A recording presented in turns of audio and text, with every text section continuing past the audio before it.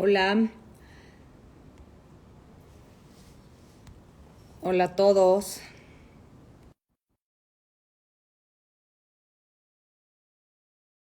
A Víctor.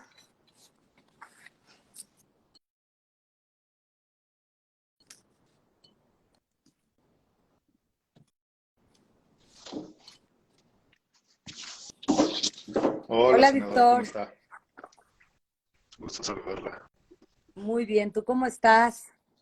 Igualmente, igualmente, qué gusto saludarte, qué gusto reencontrarnos ahora Qué en bien. live.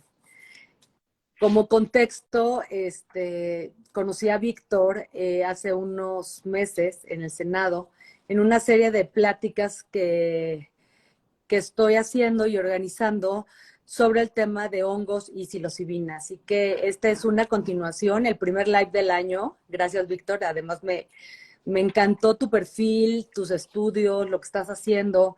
Y quiero empezar por esto, por presentarte. Me apasiona además el tema que estudiaste y a lo que te dedicas. Eres fundador del Entheogen Genome Project, que es un consorcio internacional sin fines de lucro que se dedica a la conservación genética de enteógenos. Eres fundador de Omica.bio, una plataforma de investigación genética y medicina de Sí, precisión en América claro. Latina. Nos tienes que platicar qué es esto. Y estudiaste en la Universidad de Boston Ingeniería Biomédica con especialización en ciencia de datos genómicos por la Universidad de Johns Hopkins. Lidereas emprendimientos apoyados por la ONU ya has estado muy metido en temas de los Correcto. enteógenos. Me gustaría empezando por esta pregunta, Víctor. ¿Qué Bueno, son primero que nada, muchas enteógenos? gracias por invitarme y aplaudo muchísimo esta iniciativa que han estado llevando en el Senado. Creo que tiene muchísimo potencial y es importantísimo precisamente desde el lado de la protección e investigación de enteógenos, que son toda clase de compuestos o moléculas, en muchos casos de origen natural, que nos conectan con lo espiritual o lo divino. Entonces son plantas y hongos de uso ancestral que se han utilizado en todo tipo de prácticas. México es uno de los países donde más se han utilizado. Tenemos una diversidad riquísima de todo este tipo de otros de plantas y hongos. Y es algo que personalmente creo que se tiene que conservar, se tiene que estudiar y se tiene que enaltecer eh, y dejar de esconder. Oye, Víctor, ¿qué es el Entheogen Genome Project? O sea, este Uh -huh. consorcio internacional sin fines de lucro que se dedica a la conservación genética de enteógenos. O sea, ¿cómo conservas genéticamente los enteógenos? Claro. Pensando en los hongos, ¿no? Que vamos a hablar hoy de hongos y de psilocibina, que es el componente, uno Uh de los -huh. componentes activos de los hongos psicodélicos o de los hongos mágicos, como les conocen, se les conocen, o estos hongos, nada más como para más contexto para la gente que nos está ahorita escuchando y viendo, estos hongos que en los 50, en los 60 se hicieron muy famosos porque María Sabina, esta mazateca, médico mazateca, la hicieron muy famosa porque pues vinieron americanos, conocieron los hongos y salió toda una entrevista y artículos sobre el poder de los hongos mágicos, ¿no? Pero platícanos tú o sea, qué es lo que estás haciendo, cómo conservas genéticamente Claro, pues mira, estos el proyecto hongos. nace bueno, de estar viviendo en Oaxaca. Yo viví en Oaxaca varios años y estar viajando por la región. Y pues Oaxaca creo que no puedes pasar tanto tiempo ahí sin eventualmente convivir con un curandero o una curandera, los cuales te empiezan a contar historias sobre principalmente los hongos, la salvia, diferentes tipos de plantas y enteógenos que se han usado. Y algo que me sorprendió, por un lado, era la increíble biodiversidad que existe en Oaxaca en temas de hongos, de todo tipo de hongos, pero principalmente de hongos psilocibe. En el mundo se conocen que hay aproximadamente 200 diferentes especies o más, un poco más de 200 diferentes especies de hongos que producen psilocibina de los cuales casi un 25 Ujú, a 30% se encuentran en México. Sin embargo, uno empieza a viajar por la Sierra Oaxaqueña y se empieza a dar cuenta que hay una cantidad de deforestación importantísima, debido a que una de las fuentes ujú. de ingreso principales en la región es la tala de árboles, ¿no? La industria maderera. Entonces empieza uno a ver que estos ecosistemas que están llenos de especies que pueden ser sumamente importantes para temas terapéuticos, ambientales, biotecnológicos, etcétera, están siendo destruidos a un paso ridículamente rápido. Entonces, a eso le agregamos el tema de cambio climático y nos damos cuenta que esta riqueza biológica que tiene México pues está siendo amenazada, ¿no? Por estos cambios tan drásticos. Entonces empecé esta fundación, bueno, y este proyecto que es una colaboración internacional con micólogos y genetistas de todas partes del mundo para principalmente recolectar estas especies y luego una porción de este tejido, se cuenta que puedes recolectar un hongo, tomas el tejido y ese tejido se congela a menos 80 grados, que lo preserva casi casi para siempre. Y de ese tejido se puede extraer el ADN, que ese se puede utilizar para Ok. varias cosas, entre ellas entender cómo han evolucionado estos organismos, qué son estos organismos. Hoy no tenemos idea, tenemos una aproximación de cuántas especies existen, pero no sabemos cómo es que estos genes han ido evolucionando, han ido creciendo, formando estos ecosistemas. Ujú. Oye, Victoria, es apasionante porque, digo, en estas mesas que hemos hecho en el Senado, donde han Uh -huh. participado pueblos originarios que usan y han usado los hongos por miles de años como medicina. Han participado psicólogos y psiquiatras también con todo el tema de investigación científica que está viendo en otros lados del mundo eh, sobre la psilocibina y su uso terapéutico para temas de salud mental. Han participado, obviamente, bueno, hemos tenido, estamos trabajando con abogados de primer nivel para presentar una iniciativa, ¿no? Que próximamente le estaré presentando sobre la regulación, ¿no? De los hongos y de la psilocibina. Y me gustaría como que empezáramos, ya para meternos de lleno a este tema, ¿cuál es la diferencia? Y hay ahorita un boom y estamos viviendo todo este tema de hongos, chocongos, psilocibina, ¿no? O sea, sí está habiendo mucha información sobre esto, pero ¿cuál es la diferencia entre el hongo, el hongo psilocibe y la psilocibina? Ok, Y la psilocina. entonces, bueno, la psilocibina es el compuesto activo principal que se encuentra dentro, es uno de los compuestos activos que se encuentra dentro de los hongos alucinógenos, hongos mágicos. La psilocibina es un alcaloide, que eso básicamente se refiere a un compuesto orgánico que tiene un efecto en el cuerpo humano. Dentro de estos alcaloides hay otra Uh -huh, familia que se llaman triptaminas, que son moléculas muy parecidas a uh la -huh, serotonina, que ese es otro uh -huh. bueno, es un neurotransmisor que hemos escuchado que tiene que ver con procesos muy importantes, desde cómo dormimos, qué tan felices nos sentimos, cuánto apetito tenemos, etcétera, etcétera. Entonces, esto nos indica que la psilocibina tiene una afinidad, casi que una geometría muy compatible con muchas áreas del cerebro, ¿no? Sin embargo, la psilocibina no es el compuesto farmacológico. Entonces, cuando uno se come estos hongos, esta psilocibina se empieza a romper y se convierte en psilocina. Y la psilocina es ya como una Uh -huh. versión reducida de la molécula, que ya es la que tiene una afinidad a los receptores del cerebro, principalmente los receptores serotonérgicos, que a veces se conoce como el 5-HT2A, que se puede escuchar mucho, eh, que eso es donde Uh empiezan a -huh. tener o se cree que tienen su efecto terapéutico. Victoria, ¿hay diferencia entre consumir hongo a consumir la Esos psilocibina? faltan muchos estudios para validar esto a un nivel clínico, por así decirlo. pero se cree que sí, definitivamente, en el sentido de que los hongos también tienen otros compuestos activos, más allá de la psilocibina y la psilocina. Hay 14 otros alcaloides ahí. Entonces sabemos que hay otros 10 a 14, Ujú, depende de la especie del hongo, compuestos activos que tienen un ujú. efecto en el cuerpo humano. Ahora, investigar esto es muy, muy, muy laborioso porque tienes que primero aislar los compuestos y ver cómo afecta el cuerpo humano y luego empezar a probarlos en distintas combinaciones. Entonces creo que va a faltar mucho tiempo y mucha investigación para poder clínicamente validar esto.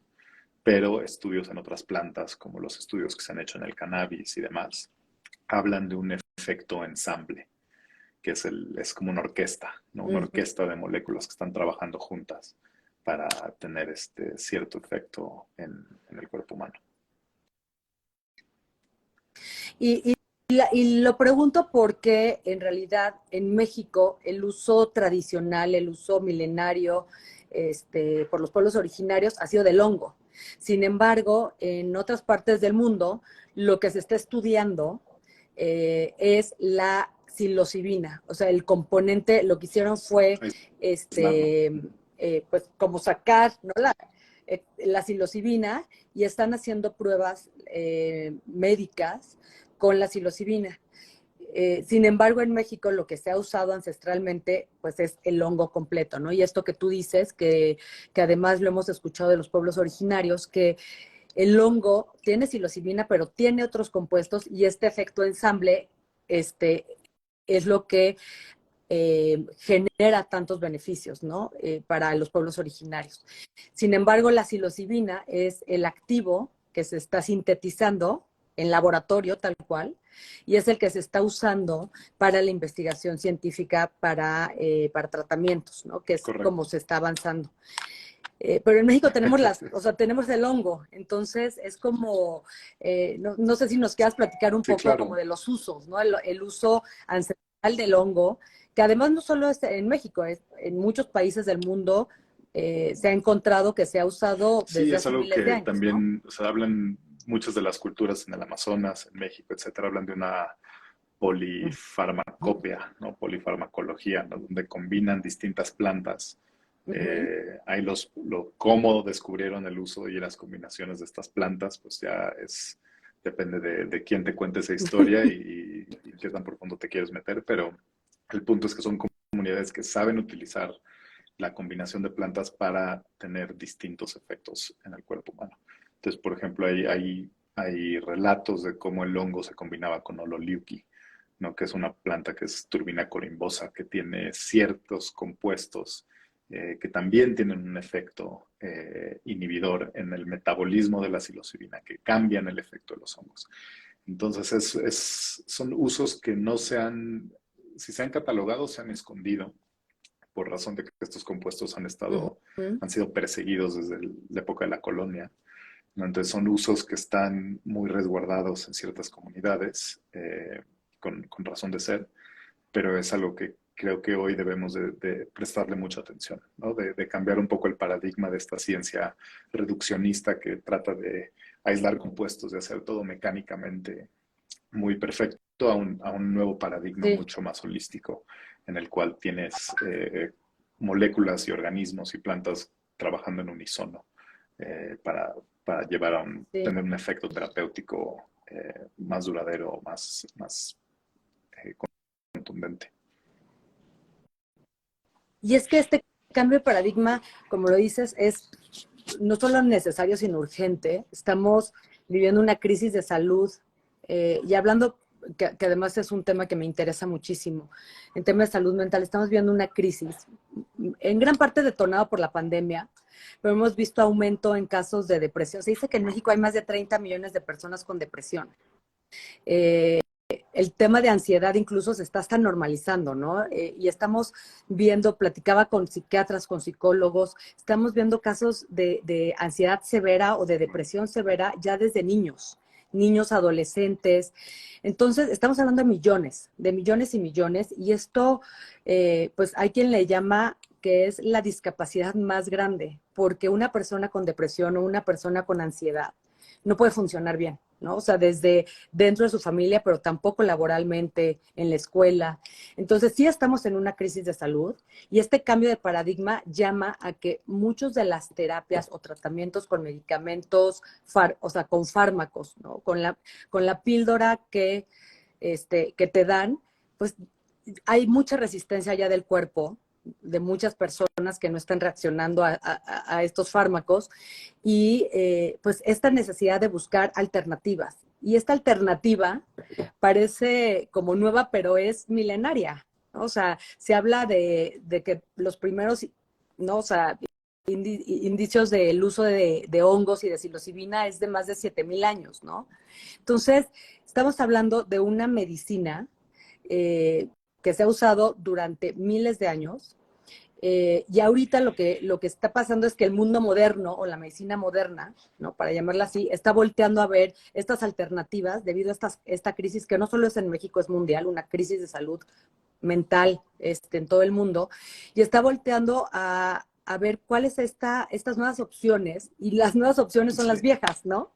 O sea, es la medicina tradicional, es la medicina que se ha usado, y además en México somos, tú lo dijiste al principio, o sea, es el país megadiverso, con la mayor cantidad de hongos con psilocibina del mundo, y con pueblos originarios que llevan usándolos, o Claro. sea, una sabiduría de verdad ancestral. Entonces, el voltear a ver es que Ujú. no, o sea, estos hongos, que ambos me encanta porque Alejandrina, una abuela mazateca que es médico y poetisa, a quien adoro, dice, después de las bacterias llegaron los hongos en el mundo, ¿no? Entonces, la inteligencia, como la sabiduría que está dentro del hongo es gigantesca.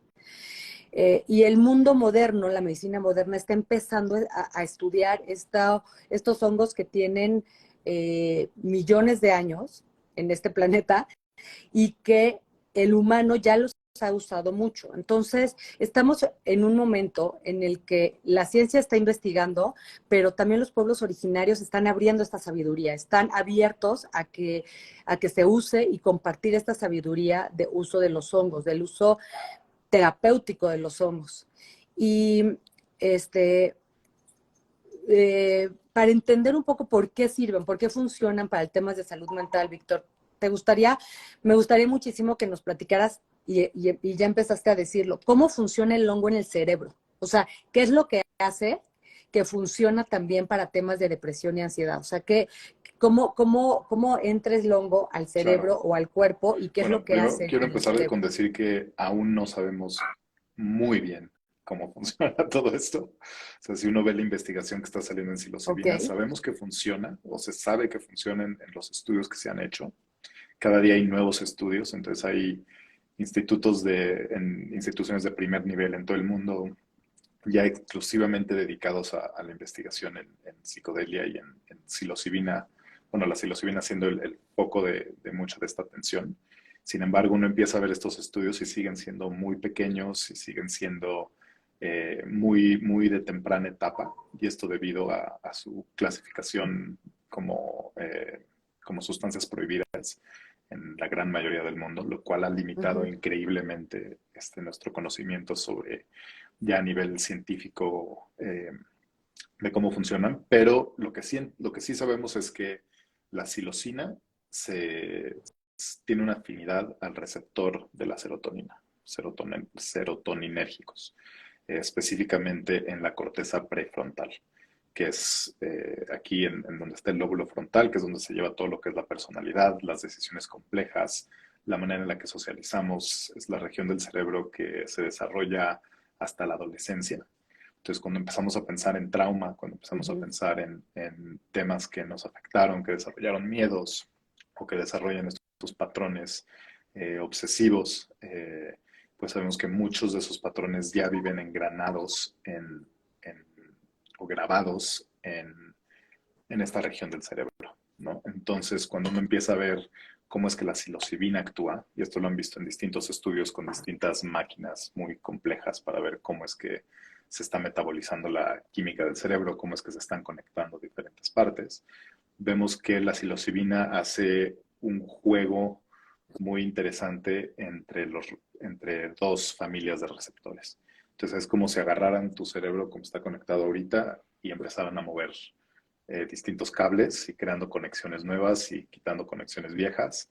Y eso es a través de un periodo de 4 o 5 horas o más, que es lo que dura aproximadamente una experiencia psicodélica. Ahora, lo que no se sabe bien y es lo que se está Ujú. estudiando es qué tanto de este efecto terapéutico sucede a raíz de plenamente de estas funciones químicas, mecánicas, y qué tanto de la sanación sucede gracias a la experiencia mística o a la experiencia psicodélica, ¿no? Esta disolución del ego. Y es ahí donde verdaderamente se ve la necesidad de un nuevo paradigma científico, porque muchos de estos estudios Sí. donde se topan con paredes cuando ya no pueden explicar o cuantificar o reducir un tema tan complejo como lo que es una experiencia mística. Eh, Perdón, creo que te corté hace un segundo. ¿Sí me escucharon? Sí. Ah, bueno. Ok. Sí, sí, Sí, perfecto. entonces Sí. es donde se traba mucho la ciencia moderna, es en cómo explicar o cómo cuantificar o cómo reducir a los modelos eh, científicos de hoy en día algo tan trascendental como la experiencia mística, ¿no? Y hoy hay, por ejemplo, muchas iniciativas que tratan de, o que ya están tratando de generar análogos de psilocibina. Un análogo es una molécula muy parecida, pero con ciertos cambios. Ahí le cambian un átomo o dos. Y quieren crear lo que son psicodélicos sin el viaje, por así decirlo. Entonces lo están llamando neuroplastógenos, tienen otra terminología. Y la hipótesis de estos grupos de investigación es que el efecto terapéutico es independiente del viaje. Y hay otras personas, principalmente aquellos de uso tradicional, que dicen que el viaje, por así decirlo, es una parte fundamental del proceso de sanación. Entonces eso ya empezamos a ver que dentro de este espacio de innovación o de investigación psicodélica ya existe una bifurcación que se está creando, ¿no? Entre este paradigma holístico de seres psico-bioespirituales a el paradigma de la ciencia rígida, tradicional, newtoniana, donde todo tiene que ser un modelo mecanístico aislado. Y es la pelea que vamos a estar viendo, creo que a nivel internacional, en temas de cómo se administran estas medicinas. Y ahí es donde creo que, por ejemplo, la investigación en México, ¿no? Si la vamos a impulsar, debería de honrar y fortalecer un poco a los usos y costumbres tradicionales, ya que hablan de cómo precisamente crear esta contención, cómo crear estos espacios seguros, donde se puede tener una experiencia psicodélica con muy buenos parámetros de seguridad, ¿no? Que es lo que le asusta a este otro modelo, ¿no? Que les Sí. asusta en una clínica administrar un psicodélico donde la gente va a tener visiones o donde la gente va a tener una especie de despersonalización o muerte del ego, ¿no? Me encanta. ¿Sabes qué me gustó muchísimo en uno de los conversatorios que tuvimos en el Senado? Escuchar a los psiquiatras y a psicólogos Sí, hablar del espíritu, hablar como de, y decían, ¿no? O sea, muchos de ellos decían, a ver, esto no nos enseñaron en la escuela, ¿no? Al contrario. O sea, había un divorcio, una separación uh-huh. completa del físico, o sea, del cuerpo físico este, a las emociones, al alma, al espíritu. Y ahora lo que se está viendo es lo que estás diciendo. Y este es el gran cambio de paradigma, me parece. O sea, que somos mucho más que un cuerpo y que mucho de lo que vivimos en algún momento como traumas o experiencias o golpes, o sea,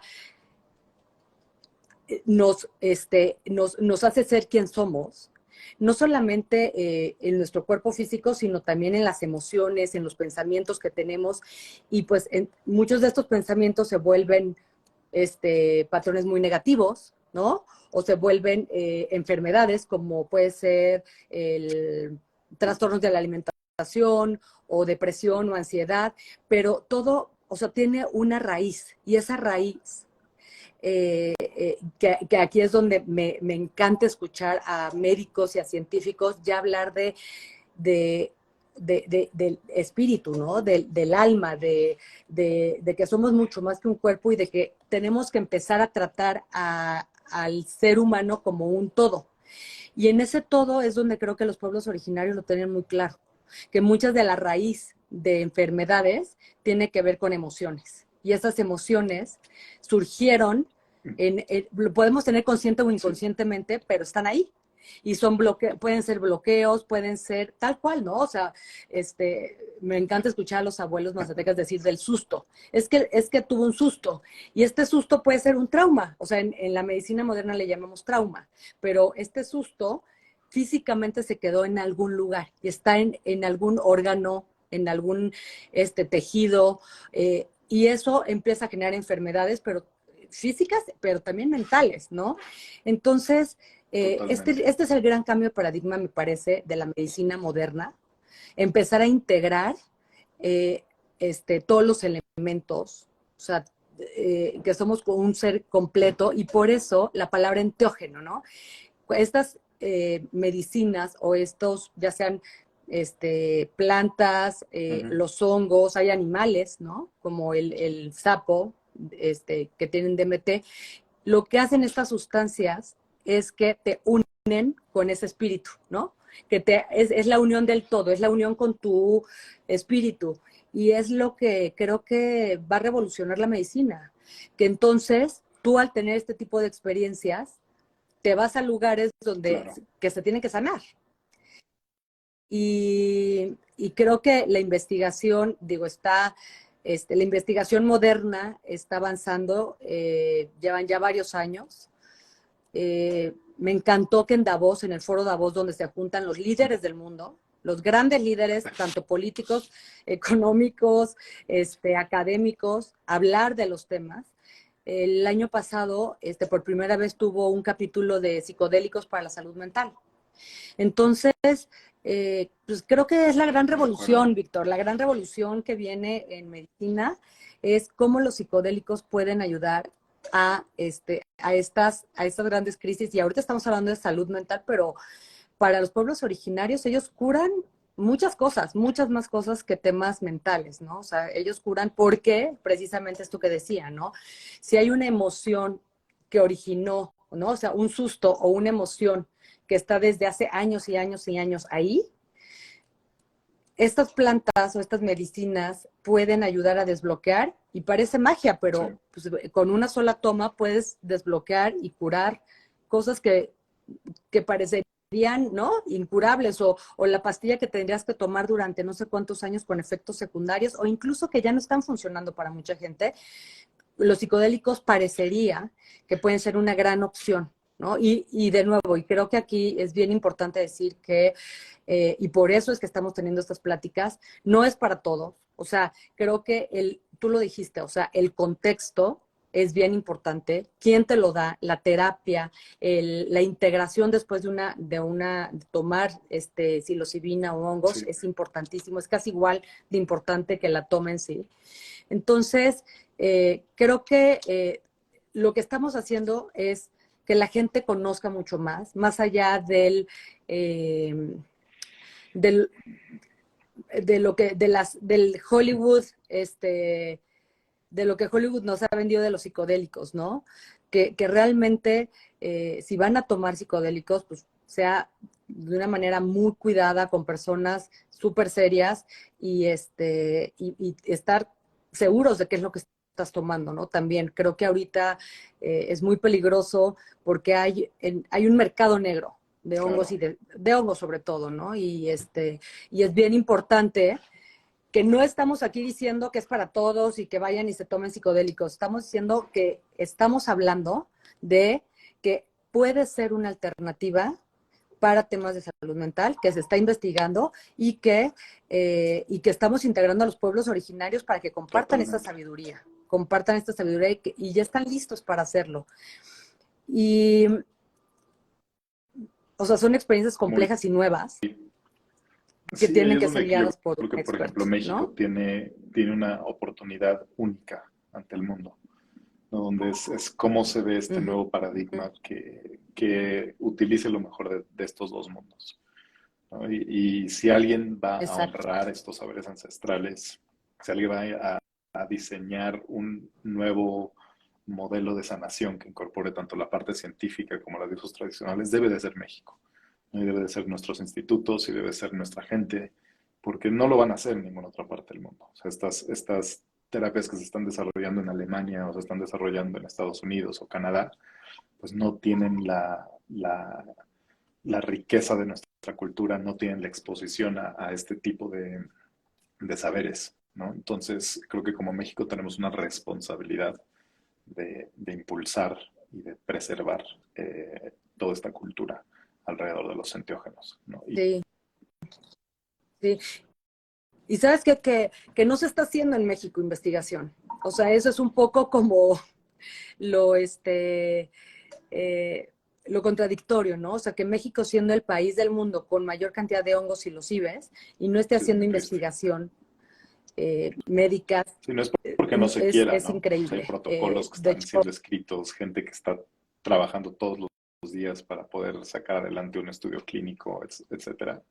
Pero sin las leyes claras, pues es muy difícil, es muy difícil llevar esto a cabo. exacto. Y bueno, es justo parte de lo que estamos haciendo en paralelo también, ¿no? Tuve una, bueno, con CONACYT, con la directora de CONACYT le pregunté directamente si se estaba haciendo estudios. No se han estado haciendo estudios, así que hay uno muy pequeñito, pero realmente se necesita mucho más información sobre los beneficios, Ujú. el uso, las dosis. Por ahí hay una pregunta de que si todo el mundo puede tomar psilocibina y que si y los efectos contraindicaciones o posibles Sí, claro. riesgos. ¿Quieres Sí, bueno, platicar yo de creo que esto? también, como muy bien dices, no es para todos. Y es algo que también tenemos que tomar en cuenta, que este es una modalidad de sanación bajo este nuevo paradigma, más no es la única modalidad de sanación. Los psicodélicos tampoco son una pastilla mágica que te va a corregir todo. O sea, sí tienen un efecto sumamente contundente con una sola toma, pero toma de trabajo personal, toma de integración, toma de el contexto correcto. Uno de los riesgos, por ejemplo, pues es obviamente una especie de psicosis o ansiedad si tienen una predisposición, que es un porcentaje muy pequeño de la población, pero es algo que también se tiene que tomar en cuenta antes de tener una En sesión cuenta. psicodélica. ¿Por qué? Porque sí vas a estar conectando y reconectando circuitos en tu cerebro, particularmente circuitos que tienen un cierto parentesco con lo que pasa en un estado psicótico, por así decirlo, ¿no? Entonces, si tienes no sé, Ujú. un antecedente familiar o un antecedente personal con alguna especie de psicosis, pues es importante tener eso en cuenta y trabajar con gente muy capacitada que sepa administrarte no solo la dosis correcta, pero también el enteógeno correcto, dado ese antecedente, Ujú. ¿no? Y fuera de eso, creo que los riesgos son relativamente bajos, o sea, el riesgo de una sobredosis, por ejemplo, es altamente improbable, o sea, tendrías que comer creo que 1,5 kilos Ujú. de hongos, una cosa así, para tener una sobredosis, lo cual es una cantidad absurdamente grande, dado que 3 gramos es lo que se Sí, considera una dosis fuerte. Eh, entonces sí, yo creo que riesgos o efectos secundarios, pues puede ser náusea, puede ser confusión, puede ser ansiedad. Creo que aquí es donde es importante también la reducción de riesgo, ¿no? Que hablamos, por ejemplo, del mercado negro de hongos y los chocongos y todo eso que se está moviendo, que la gente digo, no culpo a la gente por buscar estas alternativas porque hay mucha depresión, hay mucha ansiedad y no hay nada que ayude a la gente, pero sí o sea, sí me gustaría decir que la gente debería tener mucho cuidado con cómo, cuánto consume y de dónde consume estas sustancias, porque no es algo para estar tomando regularmente, no es algo para estar haciéndolo sin un contexto terapéutico. sí. Y hay muchos expertos que dicen que los psicodélicos y la psilocibina están viviendo una época de oro. ¿Tú cómo ves esto y cómo ves a México en este O momento sea, de los definitivamente creo que están psicodélicos? teniendo un renacer, por lo que bien dices, hay una epidemia de ansiedad y depresión a nivel mundial. Y se sabe, y, tanto anecdóticamente como ya con estudios clínicos, que la psilocibina ayuda tremendamente a reducir la ansiedad y depresión específicamente. También el trastorno de obsesivo compulsivo, el estrés postraumático, etcétera. Eh, Sin embargo, yo creo que sí es urgente en México tener eh, lineamientos claros de cómo impulsar esta investigación, de cómo administrar estas sustancias de manera segura, eh, porque lo único que se va a crear sin estos lineamientos es un mercado negro que va a incrementar la posibilidad de riesgos. Y el riesgo más grande es que tengamos ciertos casos que tengan muy mala publicidad, o ciertos casos que hagan daño a ciertas personas, y que tengamos años de estas regulaciones prohibitivas, ¿no? De que estas sustancias se vuelvan a ver como un tabú, o que se vuelvan a ver como algo muy peligroso, como pasó en los 60s, ¿no? Sí. Sí, lo mejor que le puede pasar a México, y nada más como, sino que no ha quedado claro para la gente que nos está escuchando, es que hoy la psilocibina y los hongos están prohibidos. O sea, en la ley están en la clasificación número 1, que, ¿qué quiere decir esto? Que eh, esa ley dice que no tienen ningún uso terapéutico y que pueden causar daño.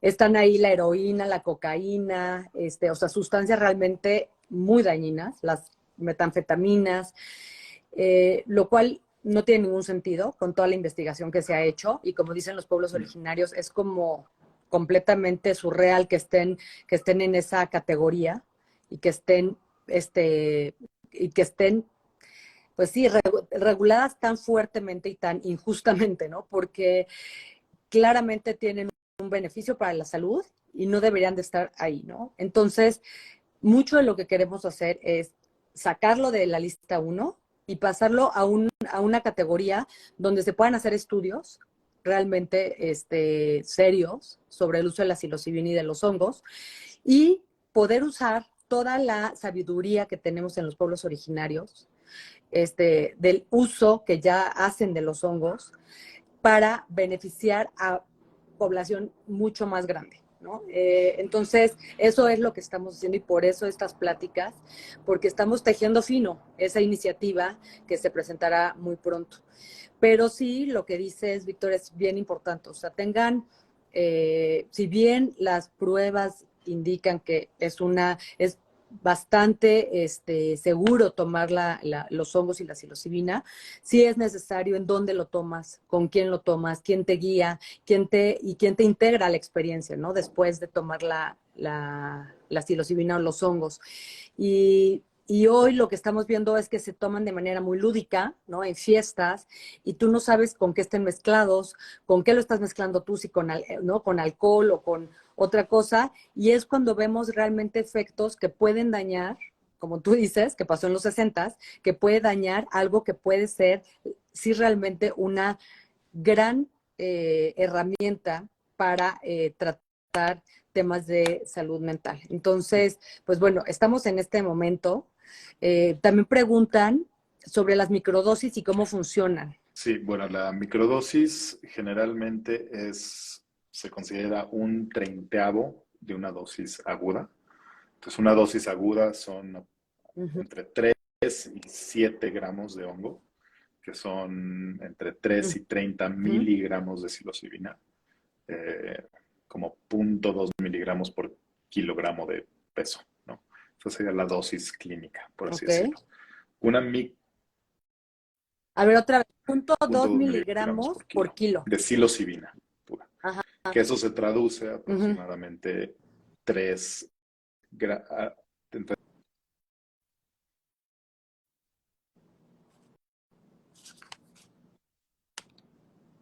La Ujú. microdosis es un treintaavo de eso. O sea, eso lo divides por 30 y eso es una microdosis. Y la teoría de las microdosis es que en vez de que tú tengas una dosis aguda, que sería como una experiencia psicodélica, ¿no? Entonces, en la experiencia psicodélica uno toma esta Ujú. cantidad, y lo que pasa es que todos nuestros receptores serotonérgicos se inundan por completo. Y eso es donde empieza a suceder mucho del efecto mucho del efecto psicodélico, ¿no? Empiezas a tener Ujú, visuales, empiezas a tener eh, todas estas experiencias de disolución de ego, de despersonalización, es donde se hace mucho del trabajo terapéutico en una sola sesión. Las microdosis lo que hacen es que te dan una dosis donde no se perciben los efectos psicodélicos, pero se hace a lo largo del tiempo. Entonces se toman estas píldoras con una dosis mucho más baja, pero a lo largo de meses. Entonces, hoy por hoy la investigación como tal a nivel ujú, clínico no existe validación eh, tan contundente como la que existe para las dosis agudas. Sin embargo, hay mucha evidencia que ya ujú. empieza a señalar que existe también valor terapéutico en las microdosis, pero falta mucha investigación. A nivel anecdótico, existen miles de personas Ok. que se han quitado, por ejemplo, los antidepresivos. Bueno, existe algo que es Ujú, la dependencia a los antidepresivos, ¿no? El no poder quitárselos porque recaen en depresión. Hay protocolos que ya se están ujú. administrando en varios lados del mundo, donde la gente se va de antidepresivos a una sesión de microdosis, a un periodo de microdosis, y con eso pueden casi que recalibrar sus cerebros, salir de la depresión y ya no depender de los antidepresivos. Entonces, esa es la investigación como más contundente hoy en día, pero faltan números de pacientes, falta investigación. Falta investigación. Ajá, para poder decir concretamente. Oye, otra pregunta es, ¿cuánto dura el efecto de la El efecto de la psilocibina? psilocibina, entonces la psilocibina se administra de vía oral y tarda aproximadamente como 20-30 minutos a que sea percibida en el plasma, o sea, en sangre, y 4 o 5 horas a que llegue a su máximo. Y una sesión de Ujú. psilocibina puede tomar entre, que será 4 y 8 horas, dependiendo de la dosis. Otra pregunta, ¿por qué es mejor la ¿Puedes psilocibina o los hongos que repetir la otros pregunta, senadora? enteógenos? Perdón, es que se cortó. ¿Por qué es mejor los hongos o la psilocibina que otros Pues no enteógenos? sabría si decir que es mejor. Simplemente la psilocibina No. hay mucha investigación alrededor de la psilocibina. Eh, Sí se ha hecho, no más bien como que el mundo se ha, de los enteógenos, la psilocibina es la que se está exacto. investigando ahorita Sí, mucho. hay la mayor cantidad de la investigación científica en enteógenos se está haciendo en psilocibina, aunque ya empiezan a haber ensayos clínicos con Exacto. DMT, con mescalina, que es el compuesto activo del peyote, este, Peyote, y, ajá. y otras un poco más, más pequeñas, investigaciones más pequeñas en enteógenos menos conocidos. Otra pregunta, en Estados Unidos cada vez más ciudades despenalizan el uso de psilocibina. ¿Cómo pinta el panorama en México? Y que si crees que en los Bueno, próximos años cambie el estatus esa legal. pregunta se la dejo, se la Eso dejo a la estamos haciendo. senadora. Creo que es para mí, ¿verdad? Eh, pues sí, el panorama en México, como les decía, como pinta hoy es que está completamente prohibido el uso de hongos y de psilocibina. Sin embargo, lo que estamos haciendo es preparar una iniciativa para despenalizarlos, para cambiarlos de categoría y que se pueda hacer uso terapéutico de los hongos psilocibes y de la psilocibina. Así que apóyennos. Yo voy a estar, es así, o sea, prioridad para mí en el Senado. Así que apóyennos para que esto pase. Esto se necesita, pues, mucha información para que los senadores, para que los diputados tengan un voto informado sobre la despenalización, la regulación de los hongos y de la psilocibina. Y pues creo que ya es momento de que terminemos. Víctor, no sé, ¿quieres cerrar con algo? Pues agradecerle a todo su equipo por todo el esfuerzo que están haciendo. Creo que es algo sumamente necesario y me encanta la visión que se tiene alrededor de incorporar todos estos saberes ancestrales y honrar este patrimonio biocultural de México. Creo que tenemos una enorme oportunidad de no solo Digo, en México creo que muchas veces copiamos lo que viene de fuera, este, y algo que podemos hacer en este tema de enteógenos es realmente llevar la batuta en cómo se administran estas terapias, ¿no? Tanto de... Sabes, le decía yo hace un rato nada más para, No, no, no, no, no. perdón que te interrumpí, pero estaba hace rato con una senadora que estoy invitando a un foro que vamos a tener. Le decía, es que lo peor que nos podría pasar es que nos colonizaran ahora con la psilocibina y con los hongos psilocibes, que es parte Sí, de nuestra historia, parte de nuestra cultura, parte de nuestros saberes. Y es lo que podría pasar si México no empieza a hacer investigación seria sobre el uso de la psilocibina y los hongos y a integrar todo este conocimiento que es único en el mundo que sí, tienen claro. Y nuestros que, pueblos no, originarios. no, no, es Perdón, totalmente cierto. sigue, Y que nos sigue, incluyan en la sigue. investigación. O sea, es parte de esta colonización, es que toda la investigación en psilocibina que se está haciendo en gente europea, ¿no? O americana. Entonces, no Ujú. solo existe el tema de que no estamos honrando nuestra propia medicina, sino que los conocimientos que están llegando a la comunidad científica en México ni siquiera se están haciendo en poblaciones mexicanas, ¿no? Que somos pues, genéticamente diferentes, que podemos tener efectos diferentes a las dosis, a las maneras, a las modalidades. Entonces, creo que es importantísimo que desbloquemos las avenidas a la investigación científica en el país eh, para que empecemos a hacer esta visión una realidad.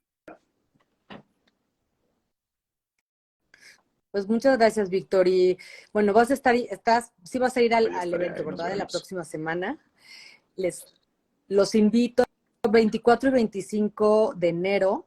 Vamos a hacer un foro intercultural de medicina enteógena. Va a estar de verdad increíble porque vamos a tener a liderazgos de comunidades indígenas, de los pueblos originarios, no solamente de México, viene gente también de Brasil, porque la idea es integrarlos completamente a esta iniciativa, que sea, que haya una reciprocidad, ¿no? Con los pueblos originarios que han mantenido, que han conservado y que han mantenido, y que ahorita están compartiendo todos los saberes que tienen sobre el uso de enteógenos, sobre el uso de los hongos, sobre el uso de la ayahuasca, sobre el uso del peyote para temas de salud. Entonces van a estar liderazgos indígenas, vamos a tener psicólogos y psiquiatras, vamos a tener abogados, gente de gobierno, senadores, diputados. Entonces va a ser un foro realmente muy interesante para hablar sobre esto, sobre el tema de enteógenos y la posible regulación en nuestro país. Así que 24 y 25 de enero, eh, síganos en mis redes, en las redes del Senado. Va a estar Víctor, por supuesto, compartiendo su invaluable Muchas gracias. conocimiento y sabiduría sobre este tema. Así que muchísimas gracias y muchas gracias por Gracias y este gracias a live, ustedes. Víctor. De verdad, me parece que es súper importante compartir información. Creo que de verdad ahorita de eso se trata, ¿no? O sea, desmitificar a los Sí, hongos como estos psicodélicos donde pierdes completamente el control de tu ser, ¿no? O sea, hay como mucho estigma y mucho de lo que tenemos que hacer, que yo tengo que hacer, es informar. Y pues la mejor información es de gente como tú que tiene años trabajando esto y años leyendo, informándote sobre el uso de los hongos y de la psilocibina para muchísimas temas de salud. gracias a Muchísimas ustedes. gracias No sé, senadora. y Nos nos vemos vemos la la próxima próxima semana. semana. Que estén muy bien y gracias a todos. Hasta Gracias, luego. gracias a todos. Bye.